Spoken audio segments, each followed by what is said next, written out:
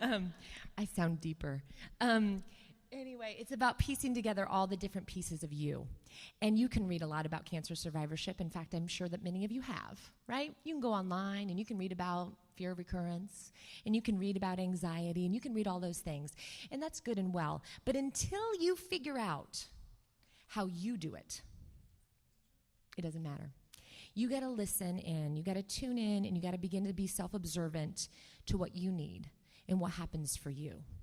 Because you might not feel anger, you might feel sadness, and you might feel survivor guilt, and you might feel gratitude, and you might feel something different. So you got to figure out your unique plan. So it's piecing together you. So let's begin with what I hear all the time when people call my office and they say, this just isn't me. I'm feeling deep sadness. I'm feeling uncertainty. I'm feeling worry. I was never like this. And I'm worried that I'm coping wrong. I mean, I understand that these feelings are normal, but I'm having them still, and I'm still experiencing them. And there's like a light bulb in my office when I say, that makes a lot of sense to me. And this is totally normal, all of these feelings. And now we got to know what to do with them. So often in this process, and this might make sense to you, at the same time, I think we would be remiss to not mention people are also feeling these things. Would you agree? You know that with the diagnosis of cancer, you feel fear, you feel sadness, you feel guilt, you feel uncertainty. But a lot of times people are also talking to me about acknowledging, gosh, I'm learning this about myself, and I never really thought. If you would have talked to me a year ago, I never would have thought I'd been here. Are deepened relationships with people that have stepped in and taken care of you and been by your side. Excitement about the future. That sounds crazy, but you know what? I'm going to take this as a catalyst, and I'm going to move forward in a way that feels purpose-driven and intentional, and in some level that actually makes me feel excited and grounded, that lives in there too. New desire to set personal goals and a gratitude or appreciation for life. And so how confusing is this? And we're young, right?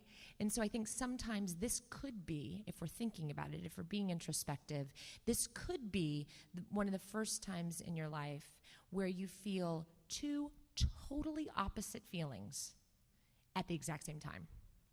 And that is just mind-blowing a little bit. And I sit with people in my office and they talk about that. They're sad and they're frustrated and they're angry, and good gracious, of course, yes, they're also grateful and they're aware and they've got perspective. But they feel all of this too. They feel the whole realm of it. And I know too that I sit in the room with a lot of women with women with the diagnosis of breast cancer, that the diagnosis in itself could leave you with many different feelings. I've done many support groups, and I've had women in those groups, and it always kind of hurt. I feel the tenderness.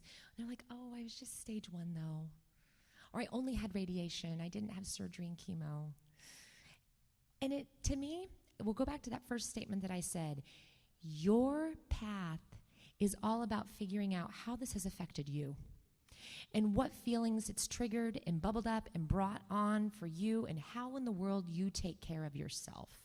Because you might do something very different with your sadness than your neighbor or somebody sitting beside you. So let's dig in. It can be dizzying, right? This whole ride of cancer and all the feelings that we all feel. And you know what? It's not just dizzying for you. It's dizzying for your caregivers. It's dizzying for your friends and your family. And they're like, we don't quite recognize this person anymore. And then that feels tricky too, that we don't know how to understand ourselves. So then how in the world do we begin to communicate that to others? So as I'm talking today, and I asked you to kind of fumble in your bags and find a piece of paper if you found one, or something to write with, because I'd love to sit here and talk to this giant room, but for it to really be like a individual therapy session in mass so that we're working together. And I want you to think about you. I want you to sit back and really think about your journey and yourself and take notes and kind of find those little things that you can remember about what you need. The tapestry of you. There's a great metaphor. I read a story. Actually, it's right here.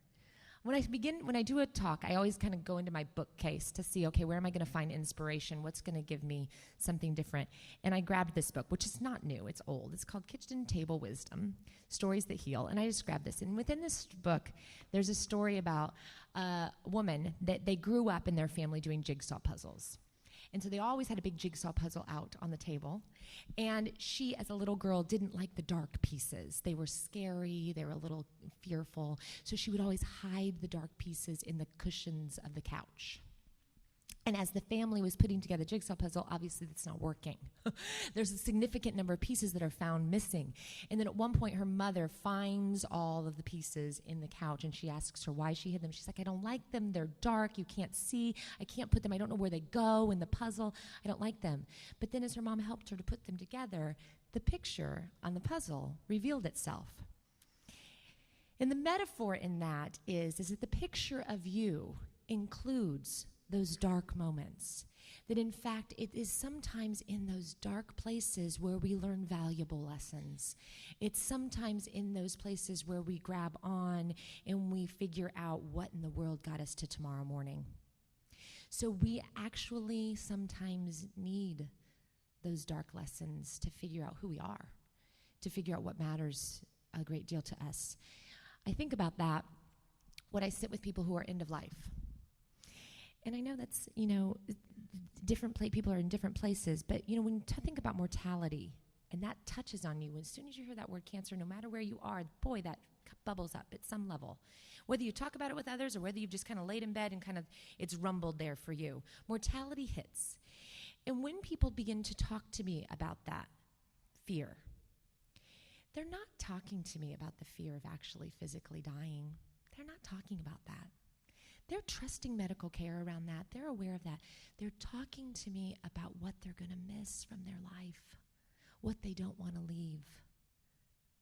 And in that darkness, we immediately know exactly where we're going to focus today. So we need that dark moment to inform us. All of that teaches us. All of these feelings are teachers. And so if we keep pushing them away, we're not letting them teach us what we need to learn from them. And so the tapestry of you is filled with loss that's taught you something. Perspective, desire, what matters for you. Experience, awareness, vulnerability, acceptance, wisdom. All of that weaves together to form who you are now. Intrusive feelings. Does that make sense when I say intrusive feelings? I'm seeing some nodding out there. Feelings that bubble up and they're so big that they kind of hijack us and they take control and they overwhelm us, these feelings. And I think, in my office, and I work, usually when I begin to work with people as a therapist, I begin in a very CBT-oriented way. Does that ring a bell? Does anybody know what that is? Cognitive behavioral therapy. So the way that our thoughts drive how we feel, and then the ways that we behaviorally take care of ourselves. So we kind of begin there. And then we go different ways as I get to know people. But the principle behind CBT is that everything that we're thinking causes us to feel something. And if that thought is at all distorted or a little out of sync, then our feeling might also be out of sync or a little distorted too. And what I've noticed in my work or my over time is that I can sit in front of people, and this is a moment where you sit back and you think about yourself. I've got my thinkers and my feelers when I sit with people in my office. And my thinkers are way in their head. They're always in their head. And they're telling me, well, I think that if I just had some more answers to this, I would know more, or that would make me feel more in control. I think that if a mother would just talk to me in this way, that would be better. I think actually this. I think they think, well, how does that make you feel? That sounds like a therapist, doesn't it? Well, this is my job. How does that make you feel? Well, I think, actually, and they go right back to the thinking. And so my work there with my thinkers is to get them to understand what that feeling is underneath all of those thoughts. What are you feeling? And then I got my feelers in the room. And the feelers have big emotions. I mean, there's tears immediately. They are rageful about things and angry. They might be excited and can't wait to tell me about something new. And they're big. They got all of this emotion. And they're like, I'm just feeling really upset. I'm feeling sad. I'm feeling really lost and confused. Well, what's making you feel lost and confused? Tell me what's making you feel scared. Well, I just feel overwhelmed and I feel like scared about it. And there, my work with my feelers, I'm being dramatic, but my work with my feelers is to begin to have them tune in to the word waterfall. That's what I'm going to say that later. The thoughts that they're thinking that are driving that feeling. Okay, so as I said, and we're all both, right? We're all both. We all think and we all feel. But we kind of maybe lean one way or the other. Do you kind of know who maybe you might be? Okay, who knows? But you think about that, all right? The goal here is I think that sometimes we have all these feelings. They show up in different ways. We got to begin to name them. So what are some names for these feelings? Fear, uncertainty, and there's a lot more feelings than happy, sad, and angry. And one of the lessons, one of the homework pieces that I might give you, as a therapist, I give a lot of homework. One of the pieces of homework I might give you is to broaden your feeling word repertoire. There are irritated, a little uncertain, frustrated, blasé, ambivalent. You know, where are all your feeling words? Can you get more words? Because then it might help as you communicate and even know how to take care of yourself. So here's all these feelings. And some of these feelings are harder to tolerate than others. Would you agree? We don't like some of these feelings. We just learned in slide 1 that they're normal, and that's good to know. But I still gotta deal with it, and I don't like that, and you do. And yet, I think a lot of us in our culture today, and just in general, we want to push them off. We want to distract. We want to take them and kind of move on with the day. And the feelings just keep coming at us. And back to that other piece about learning all of these feelings could be teachers. Sometimes there's validity in just welcoming the feeling. So I often tell my clients, how can you just welcome that feeling in? Like a visitor. It's a visitor to the table. And we're going to greet the feeling. We're going to say, oh, hi, fear. There you are again. Welcome. It's Tuesday. Hello. Loneliness. You're back. It's a day that we're going to feel lonely today. There's frustration. I know you. You're a regular friend of mine lately. Frustration. Hi. You know, that you just begin to acknowledge and welcome that feeling on in. Bring it in. Because if you don't welcome it in, if we shut the door and we don't welcome it in, guess what that feeling's going to do? It's going to rap at the windows. It's going to start rattling the foundation. It's going to try and get at you. It's just going to keep coming, and you're trying to focus. You're trying to do your job. You're trying to be at dinner with your friends, but that feeling is just right there coming. So we have to make some space for these feelings. We got to kind of give them a seat at the table. They're the unwelcome visitor. Just welcome. Come on in, fear. Have a seat. Come in. And then when we do that, we're going to let the feeling in. We're going to give it our attention. None of these feelings are bad. They're feelings. Feelings are feelings. They're not good or bad. We might get into this habit of thinking there are good feelings and there are bad feelings. They're just feelings. There might be healthy and not so healthy ways of dealing with those feelings. But all the feelings are okay. And feelings make a lot of sense, and they teach us something. So we're going to face our feeling, and we're going to look at it. And maybe at that point, we can begin to tune into the thoughts that are behind it. What are we thinking about? I'm worried that the cancer is going to come back. And I have this pain in my shoulder. And I originally went to the doctor because I had a pain in my shoulder. And I'm worried that pain in the shoulder means it's recurred. And I don't know what this new rash is. And I'm worried it might be a side effect that is not okay. And maybe you find some questions. Maybe what you find is, I'm really feeling like nobody's calling me to go out, that they're a little nervous that I don't want to go out, and so nobody's even reaching out to me anymore, and nobody's talking to me, and I feel like they're all going about and having their merry lives, thinking that I'm a cancer patient over here, and nobody's calling me. I'm thinking that my sister doesn't think anything about this ever and thinks that her children are the biggest deal ever, and I am over here dealing with cancer and could really use a casserole. Well, I don't know what you're thinking, but you might begin to tune into what those thoughts are when you really sit with that feeling. And if it's a question, maybe there's a place to find an answer. Maybe that begins to list for you where you're going to talk to your doctor next, so that you can begin to grab on to that worry and that anxiety and find some information that helps you feel more control. Maybe you can inform yourself. Maybe if it's about a relationship, you can begin to touch base with how you're feeling so that you can begin the path to figure out how you communicate with that person that does matter to you, but you've not even know how to begin. But when we really take the time to sit with that and to look at it, we can maybe start up the ladder to figure out where that starts. We're going to pay attention to that thought waterfall. And then tell me, first slide. We got another slide in here. You might find as you do this, and how we're going to go back to that fancy CBT that I'm talking about, that some of those thoughts could be distorted. What does that mean, distorted thoughts? We all do it, FYI. Even me, as a therapist, really me. I mean, all y'all do it. And we all have tendencies for different ways that we thought distort. So these are common ways that people distort their thoughts. All or nothing thinking. No one ever calls me. I'm the only cancer survivor who is not growing back their hair.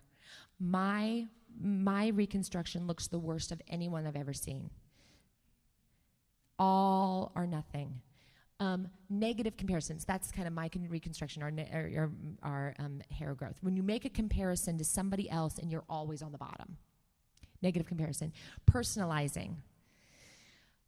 She said that to me, and because I was being quiet in the room, and she thought that I was being, dismissive or withdrawn. You personalize other people's behavior and make it about yourself. Take it personally. Catastrophizing. This is a big, giant problem. Fortune telling. Well, now that I have this new bump on my skin, I'm going to go to the doctor, and this is what they're going to tell me, and this is where we're going to head for the next 6 months. We're going to tell you where you're headed. Should, must, not. Well, I should be having a green salad every day. I should be drinking 8 to 16 glasses of water. I should be meditating about 40 minutes a day. I should be doing this, and I ought to be doing that. Okay, so now that I've mentioned just a few, and that's just 6 categories, there's more. You can probably find in that list, oh, that one's my mom. That's me. There's my partner. Do you kind of see it? Do you know where you are? Okay, so I want you to write that down too, because we all have tendencies. I know my tendency, and as soon as you know what it is, oh, rats, I tend to be a should, must, and ought. Then you know, or I tend to be a catastrophizer. I tend to be a personalizer. As soon as you know who you are, then you'll catch it.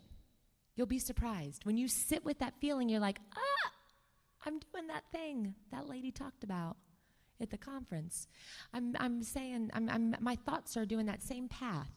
So you catch it, and and all of these things, this voice that lives inside your head, you know what it's doing? It's preventing you to be right here. It's taking you down what I call the train of terribles. And you're off, and you're hijacked, and you're not here at all. So now we're going to come back to our session with your feeling. And if we talked about these difficult to tolerate feelings, that's how I'm going to call them. Instead of negative emotions, I'm going to call them harder to tolerate. If we're sitting with them and we've allowed them in and we call them a visitor, what do all visitors do? They leave, hopefully, but they leave. So there's something very Buddhist about that. I kind of like Buddhism a little, but there's that feeling of impermanence in that every feeling changes, even the ones that are hard to tolerate. That feeling's going to change. So even if you feel on a Wednesday that you are consumed with sadness and loss and grief, hang steady. There might be a day when that feeling shifts and changes. And gosh darn it, the same thing is true when you're sitting with your friends and you're laughing for the first time and who knows when, and you had a moment where you totally forgot about cancer. I don't know if that's happened for you yet. It does happen. You totally forget.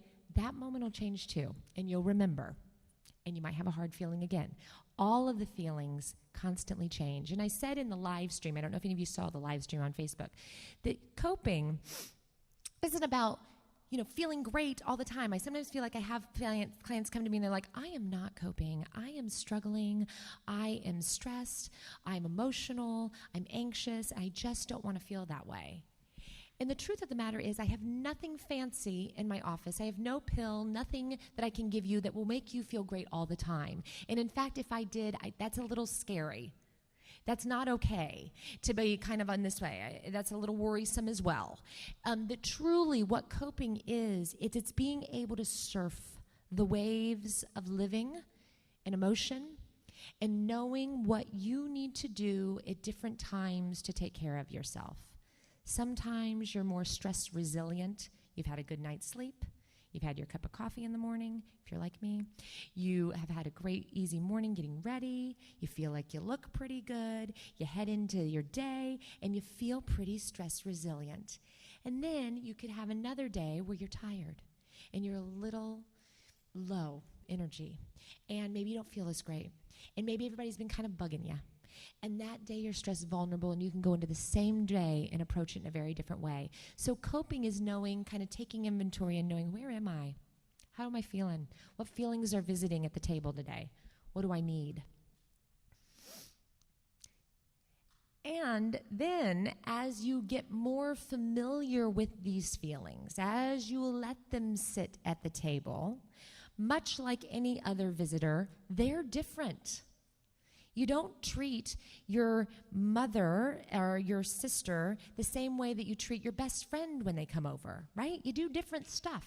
So you don't treat sadness and fear and anxiety and uncertainty similarly. So when you begin to recognize, oh, that's sadness, what do I need to do with sadness? Everyone's personal, so you're going to think about this very personally. But I would also say that many people fear sadness as a cave. And I've heard that.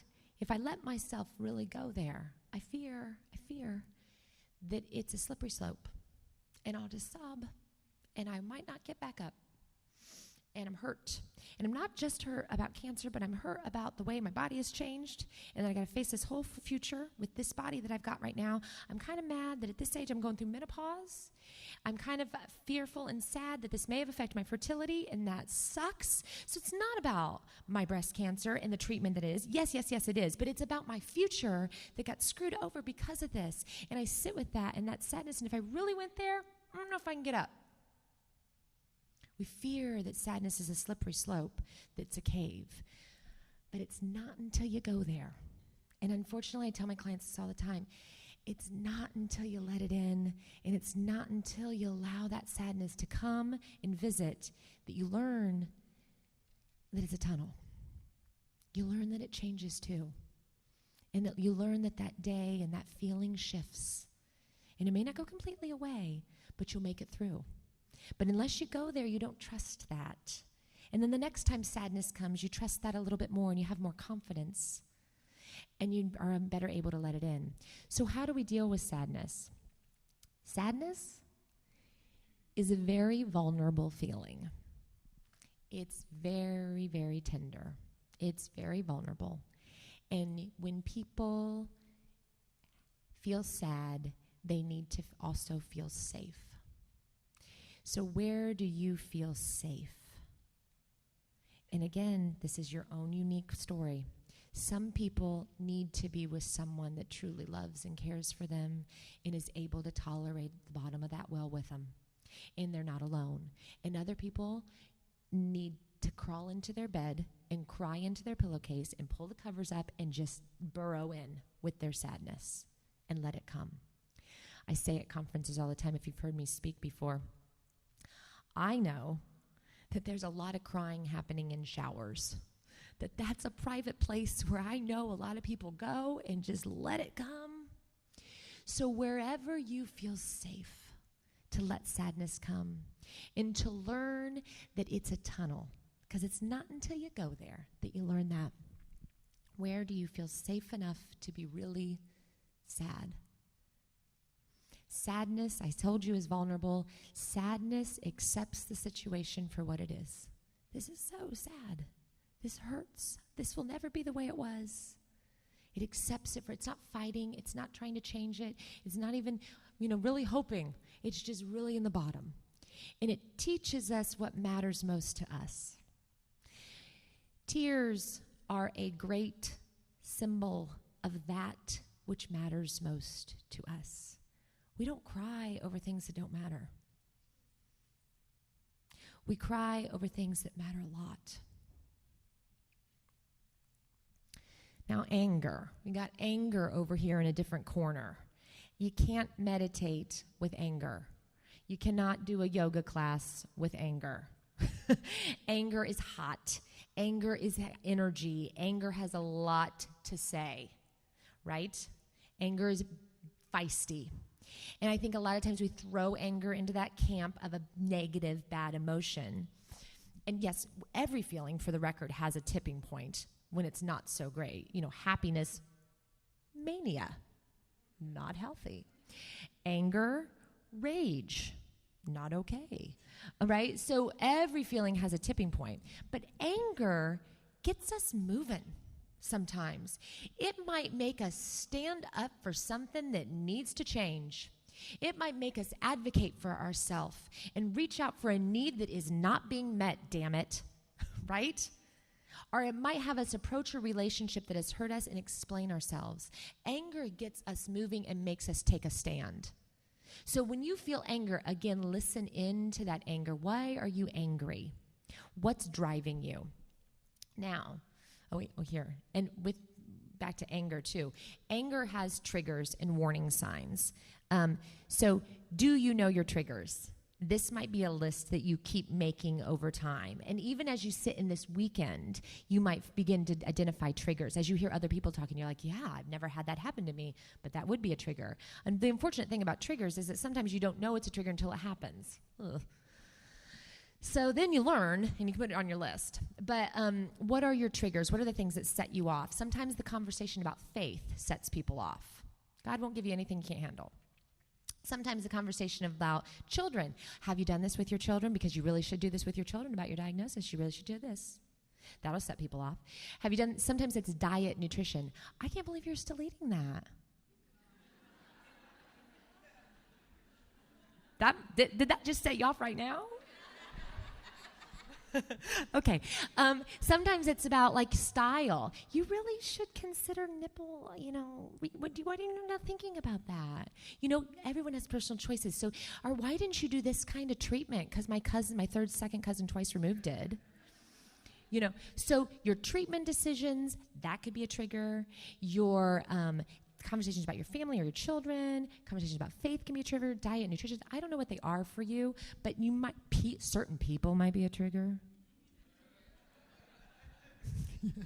So you begin to know, these are my people. They could be a trigger. I'm going to talk about people here in a second. But you begin to identify who your triggers are so that you can kind of be careful. The other thing about anger, too, is that when we first begin to feel anger, it feels like a 0 to 60 emotion, and mad. But the reality is that all feelings truly have a ramp up. We might be less tuned into it, and that might be also some of your homework, is to begin to tune in to the ramp up of an emotion. When you're like, I'm having a hard time sitting in this room right now. I don't know, this is rubbing me the wrong way. Or, I can't believe she just said that. Wow. That it begins to feel a little like, ooh, that's not working. Or that you're at work and it's just too much. Those begin to be your triggers, and you begin to tune into that. I've got to start taking care of myself because I think I'm getting close to blowing up. That's when you take care of yourself, not when you blow up. So knowing your triggers and beginning to learn your unique warning signs. Now, here's an interesting thing that I've really only began to watch over the last couple of years. I watched it a lot. All my whole career I've watched this, but I've begun to kind of name it. That I feel like, as I sit with people, there's an alliance between sadness and anger. Now staying with me here for a second, think about this. And again, kind of like my thinkers and my feelers, I've got certain people I've always sat with in my office who are hot. Whew, they find anger fast. I mean, they're pissed and mad about all things. They're telling people off. They're upset. They've got a lot. That's anger's their predominant emotion. And then I've got other people that I sit with who have more of a fragile, they touch that sadness more easily or readily. That sadness comes for them. And when I think back about the way I work with those two different people, I'm always trying to find the opposite feeling. And when I thought about that, they're holding hands. And here's what I mean, is that it's often with my angry clients, when that anger is bubbling, that there's a sadness under that. There's something they're sad about. And if we get there, then that breaks, and that's tears and the sadness comes. So if anger's hot for you and you're feeling it, I guess my question for you would be, I wonder if there's a sadness in there. And then my clients over here that are sad and really emotional, sometimes I want them to get a little pissed and to get a little angry about this in their life and to find that energy and to find that confidence to get them to move, right? So anger can help those clients start to step forward and assert themselves and reclaim, not be victim, take back control, right? So I think that does that make sense? I think there's an alliance here between these two feelings. And so when you feel those feelings within yourself, see if you can just take a moment and see if the opposite one is there close behind, or if maybe you can find it. So here we are on this journey, and there's all these teachers, these feelings, that all these experiences that are coming up, and they're teaching us different things along the way.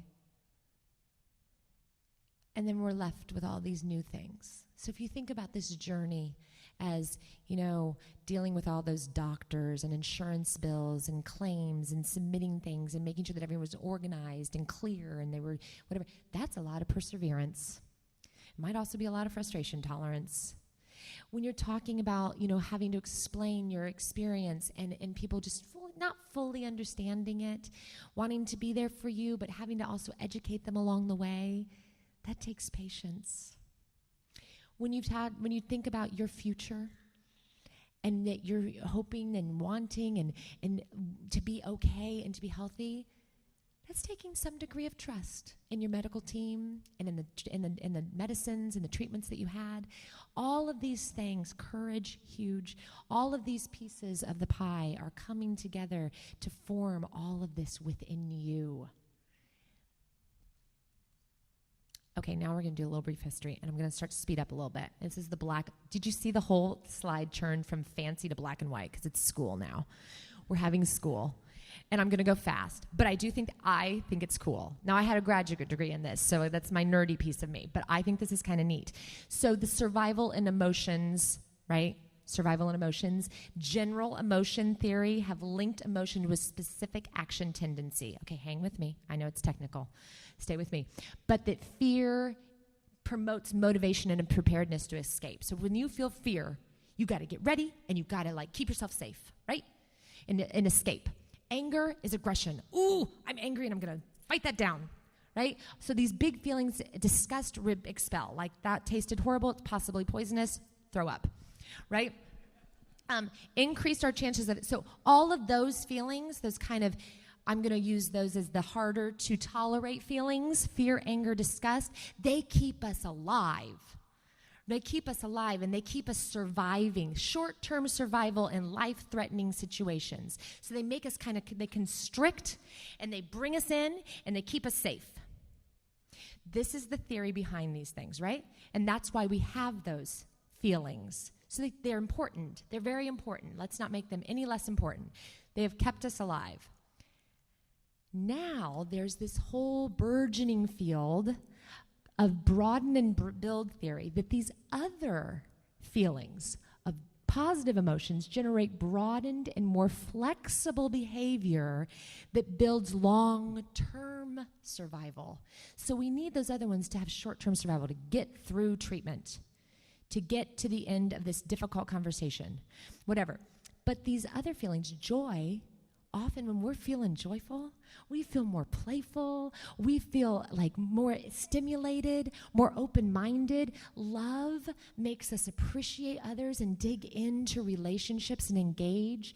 That broaden, these feelings kind of broaden our actions. And they've evolved over time for long-term survival because our long-term survival is dependent on others. We need each other. And we need relationships. And they promote behaviors that are more flexible. You know, you got to be kind of flexible through this life. It's not all going to go the way you want. Who am I telling? You know that. And be flexible, be open-minded, be receptive. So this broaden and build theory. So we have all of those other feelings for a reason. We have these feelings, and we can cultivate this. Do you know what you need? Do you know what you need? And yes, whenever I ask these questions, people always say, yes, I need to exercise and be good for my body, and you do. And I need to get a good night's sleep, and you do. Sleep hygiene is huge. And I need to eat vegetables and antioxidants and drink water, and you do. But do you know what you really need? And what does that mean? Think about what's not working or what's missing for you. When did you last feel joy? What is missing from your life? What do you appreciate right now, in your now, about life? And can we bring more of that in? Homework. Oh, another piece of homework. I like that. List 20 things. That's a lot. Wow. You can list 10. Catch your break. You can do 20 when you get home later. List 20 things that you enjoy doing. Like really enjoy. Like I would put on that. I enjoy cooking. I don't like making dinner, but I like cooking. You know the difference. And I enjoy music. I enjoy lighting candles in my house. That feels cozy. I enjoy putting my slippers on when I come home. What do you enjoy? I enjoy playing piano, dancing. Put the things down that make you feel good. What do you enjoy? I enjoy time with my friends. When was the last time you let yourself do those things? June, September, yesterday morning. Put a date next to it. The stuff you love, that you always have loved your whole life. Because even though cancer might feel like a before and an after cancer, you've been living this whole life. And we can dive back and look for clues about how you're going to keep moving forward. So what have you always loved to do? And goal, can you write down 2 of those favorite things that you've avoided or that you haven't done because other things have seemed more important or you haven't felt comfortable? And can you do them? Can you make a goal to win yourself some autonomy with your time, to give yourself that, like as part of your treatment plan? Stop looking for big blocks of time and just find little bits of time. Sometimes we think, oh, I've got a free weekend ahead. Who has a free weekend? But you might be like, I've got time after dinner before bed. And during that time tonight, I'm going to do this. And now your identity research, and I think this might be my last, and then we'll open it up. Cancer, and this could be a whole doggone presentation, honestly, and I think it has been at other times in my speaking life. Your identity's changed. It hasn't completely changed, but it probably has changed. Cancer 100% changes you. I believe you have a say in how. But sometimes we're at like a place of we don't even know where to start. And sometimes I think a great place to start is who do you admire? Who do you think is really inspiring to you? And it might be somebody that you know. It might be a close friend. It might be a family member. It might be somebody that you don't know at all. You might be like, I love that news anchor. I think she is smart, and she always asks the best questions. It might be a character in a book. Find a character that you admire, and why do you admire them? What stands out? Describe them and the traits about them and what attracts you to that person. And those are probably things that you want to cultivate within yourself. So it can be kind of a good learning process to think about that. Who are your champions? Who are your crazy makers? You know crazy makers. And then categorize your people. And this might be, I'm just going to look ahead to make sure we've got some time. Yes, it is. Okay. So Categorize your people. I talk about this all the time. I'm going to say it again because people like this one. Think of all the people in your life. All of them. Your neighbors, your coworkers, your family, your friends, everybody in your life. And I encourage people to categorize people into your F friends, your D friends, and your R friends. FDR. There's a president. We should all remember that, right? So your F friends are your feeling people. These are the people that know exactly what to say to you. They are the people that can tolerate it. When you are sad, when you are angry, when you are upset, they get it and they know exactly what to do for you. If you've got 2 to 3 of those, you are lucky. There's a small crowd, those F people. They're important. They also probably celebrate you without feeling jealous or competitive, right? These are your Fs. Know who your Fs are. They're a big deal. Your Ds are your doers, and this is probably the vast majority of all the people in your life. They care about you too. They are interested. They care. They may feel a little awkward with the intensity of emotion sometimes. You might not know what exactly to say to that, right, But they want to do something for you, and they want to be there, and they will jump on and take over something or help you or be there with you or sit with you. They want to do something, but they may not be able to take the emotion of it all. And then your R friends are likely those that you've been most disappointed by. I call them R for respite. They do not know how to handle the feelings. They are way too busy to do anything for you. And yet, correct me if I'm wrong, but there might be moments when you are sick and tired of your cancer story, and so you're going to hop right on over to an R friend because they'll talk all about themselves. Or they'll talk all about the Olympics, and they'll talk about Bachelor, if that's what it is, or, whatever. They'll talk about something totally different, and sometimes we need a break. And so there are for respite. And we can, if we put them in the right category and we know who they are, we won't be disappointed or we won't feel let down by those friends. So by categorizing our people, we kind of protect ourselves. And you don't ask your R friend to do something because they are not going to do it. And if you don't go to your D with all your feelings because you won't really get what you need, know who your people are in this process. Figure that out. And then this is like my final one, a daily healing practice. And this sounds cheesy. I don't want this to sound cheesy. I want this to come from a very sacred place and personal. And you don't have to do this in front of anybody. In fact, it's a very private moment.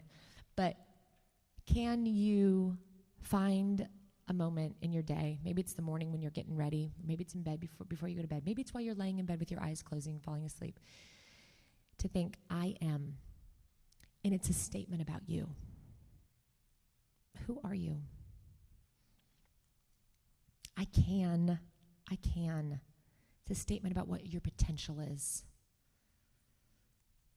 And I will. A statement that is purposeful, what you want, statement of change in your life. So I am is who you are. I can is your potential. And your I will is a statement of change. Okay, I've talked longer than the time. We have 5 minutes, but we also got started a little late. And we've got, just to be clear, and we have some wiggle room. Like the next big thing doesn't really start till 4:30. So we do have a little 4:15. Oh, 4:15. Just kidding. 4:15. But, we'll get there. So I want to open it up to the room because I often find some of the most powerful moments come when you tell me what's been resonating for you, or if something popped into your head as I was talking, or you want more of some particular thing. Tell me what's going on or what you thought about as we talked here today, and we'll get that mic to you, okay? Anybody? Does anybody want to start? Yes. Okay. I'll start. Okay. She's coming for you. Hang tight. And the reason we want you to have the mic is so that it's part of the recording. I really don't want all the attention, so. Okay, we won't look at you. But I do have a question.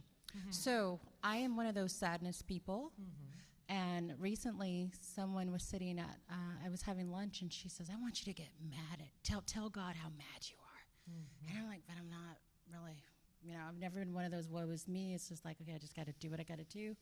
And she was like, you really need to have that conversation. But so if sadness and the anger is that they have an alliance, mm-hmm. is it just that I am content with where I am, or is there really like some underlying anger that I'm supposed to go find and then go, that's not my personality. Yeah, and you know what, anger, back to this personal piece, anger looks different for different people.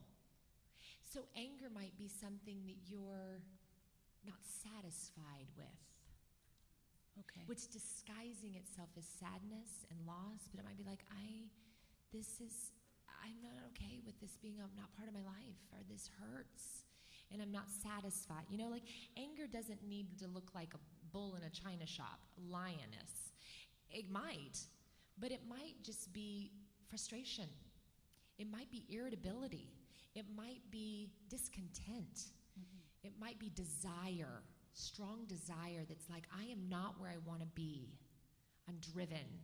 This is where I'm at today isn't fully right or okay. Right is a kind of a tricky word, right? But you know what I mean? Does that make sense? Yeah, so is the goal to find that out or dive deep to find out what I'm discontent about and then do what with it? Take your loss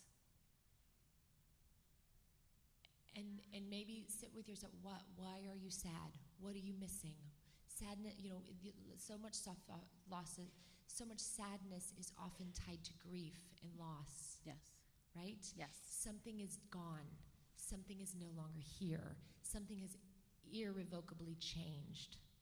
And you feel deep sadness about that, and that's understandable. But is there other feelings tucked in there too?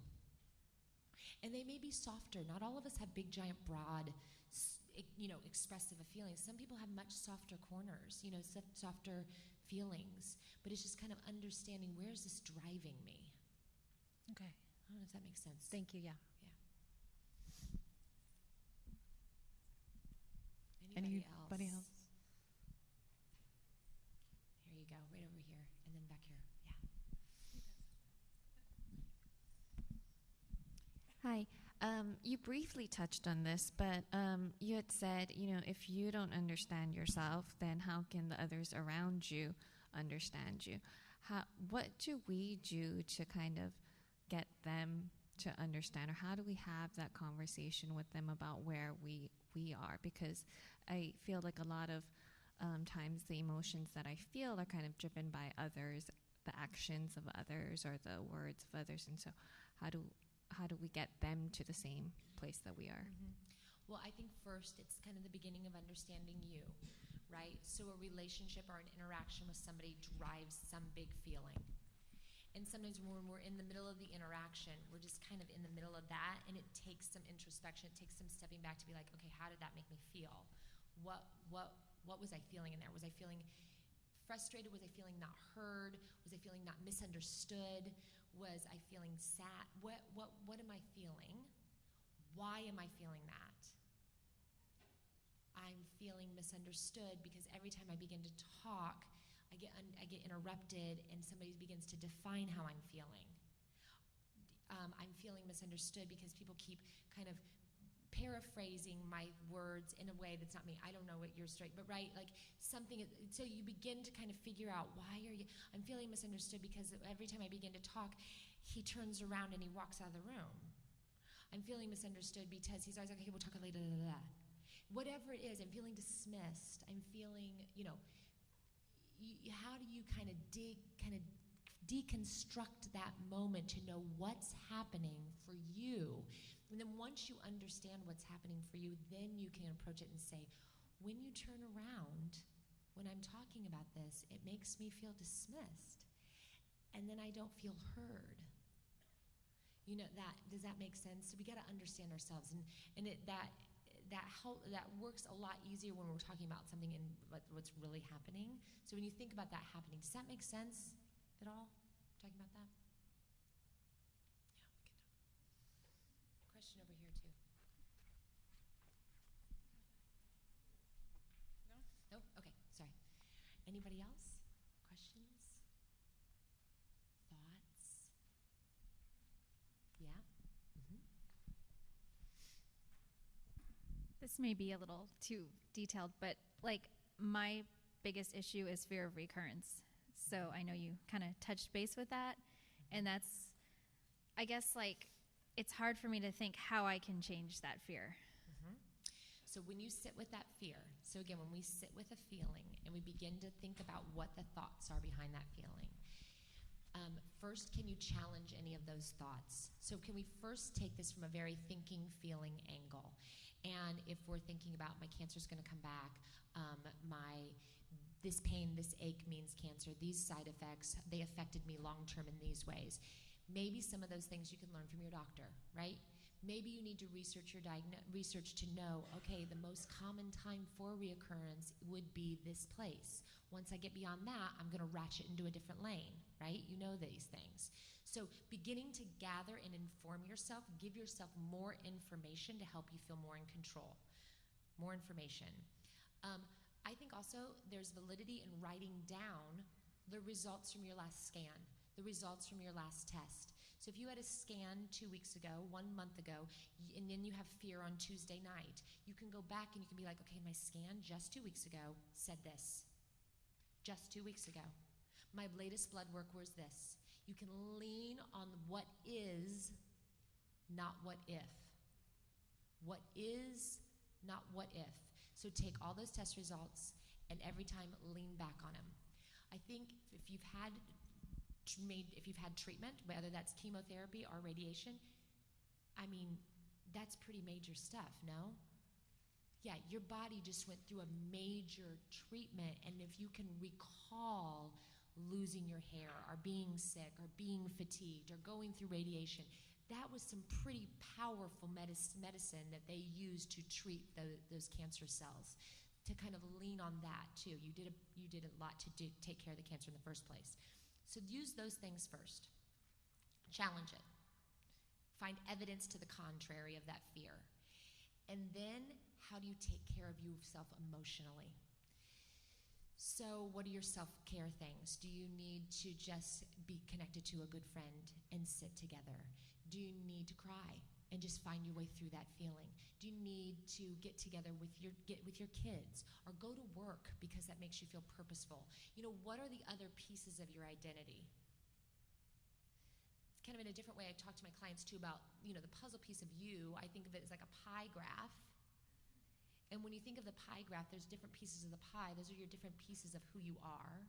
So you might be, I don't know, you might be a mother, you might be a friend, you might be a daughter, you might be a colleague, you might be a marketing salesperson, you might be a chef, many different things. And oftentimes when one thing is obsessing and hijacking our brain, that piece of the pie is taking up far too much space. We're out of balance. And so what you can do is hop over to another piece of pie. I'm going to go over here and I'm going to cook all day long because I love to cook, and I'm going to be a chef today. Or I'm going to go to work and I'm going to dive into that piece of my identity that is a professional. Or I'm going to get on the floor and do puzzles with my kid and be mom. I'm going to get out of cancer me and I'm going to go into another me to balance myself out a little bit because one piece is taking up too much space. Does that make sense? What does that sound like? It's that balance, the juggling all the different pieces of you. And none is greater or less than the other. They're all very important, but we need to kind of flip around between them all. Should we do one more? One more. Okay, back there, way back.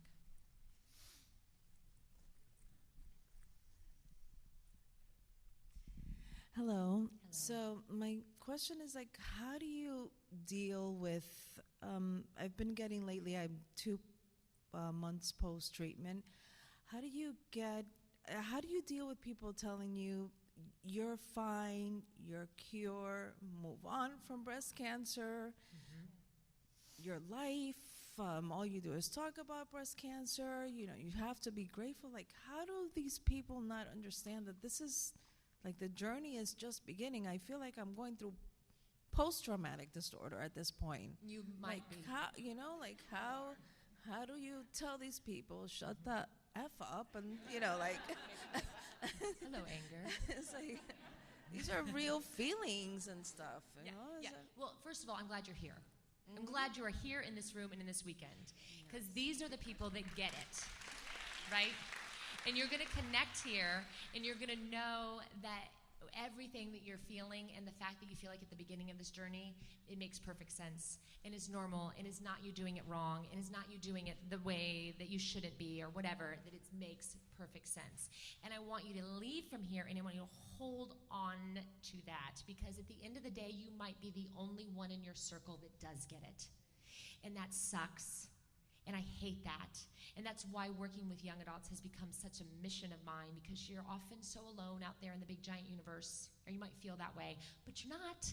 You're here, but back in your community, you might be the only one, so you've got to take this community and you've got to build it right in here to know that what you're feeling makes sense and that, no, this is the beginning of your journey. I'll tell you what, it will likely change. I have worked with people who in the very beginning of getting on treatment couldn't wait to be a patient navigator and work with other young adults with cancer, couldn't wait to start an organization, couldn't wait to do all these things, couldn't wait to be in every single breast cancer march and wear pink and all of it every single day, put buttons and pink ribbons on every damn thing in their life. They were, this is who they were. And you were not going to forget it, and it was big in their lives, and it matters, and it did. And it does. And then those same people come to me later and they're like, I think I want to look at a different job. I think I'm actually kind of wanting to, maybe take a step back and kind of be these other pieces of who I am. But I'm feeling a little guilty because this really was a big part of who I am, and I don't want by doing that for people to think that was any less, that I'm losing, some sense of credibility, that this is. It's a journey, and you're allowed to change, and you're allowed to be right where you are today, and also right where you are tomorrow. So we're just here. So just be right here. And today, this is exactly where you are. And it might be big, and it might be all-encompassing, and allow it to be. And thank God you're in Orlando, Florida with all these amazing women when you're right now. And that might change. And the other people in your life, they may or may not ever get it. Yeah. And the F's, the people that get it, are few. So when I say 1, 2, 3, that's big. And 1, 2, and 3 people aren't the majority of people in your life. There will be many who don't get it. And you know what? That's okay. That's okay. That's okay. They won't. There are things about their lives that we don't get. If we're being very honest and we're using this as a practice in empathy and compassion, there are the other whole group of people that I work with young adult survivors a lot, and the other whole half of my practice is fertility. Women who have not had any issue with cancer but are out there trying to get pregnant and they can't, and nobody gets them either. So we don't know the journeys of others. Oh, can we do one more? Just so everybody knows, it is 3:07, so if you want to go, feel free. We could say it that way. 4:07. I'm 4:07, living in the Chicago next still, I guess. I'm sorry. At 4:15, and we're going to do one more. Yes. How do you handle people who are ours in your life that are close to you, like parents, siblings, spouses? Mm-hmm. Well, FDRs are not a static thing. So somebody who's an FDR with regard to your cancer experience, or it might be an R in your cancer experience, it might be an F in your job, professional life. So, and the people that have somehow risen to the surface as Fs right now might be totally surprising to you and had always been a D.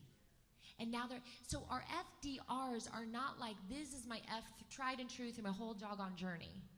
They're the Fs of now. Again, things are constantly, we have to be flexible. We have to know that this relationship is what it is for this, and it might be different over here. Flexibility. Oh, that's a teacher. Mm-hmm. Thank you all so much. Thank you. We can keep talking.